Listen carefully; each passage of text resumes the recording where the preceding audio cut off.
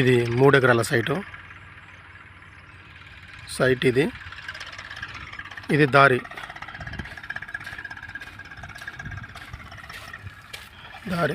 ఇది కెనాల్కి second bit అని అంటారు.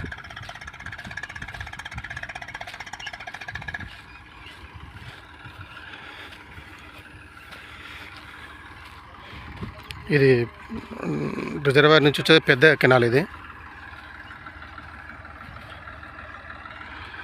ఇది దారి ల్యాండ్లోకి రావడానికి. ఇక్కడ నుంచి 500-600 మీటర్లు ఉంటుంది double road BT road. Reservoir కూడా 1 కిలోమీటర్ లోపే ఉంటుంది.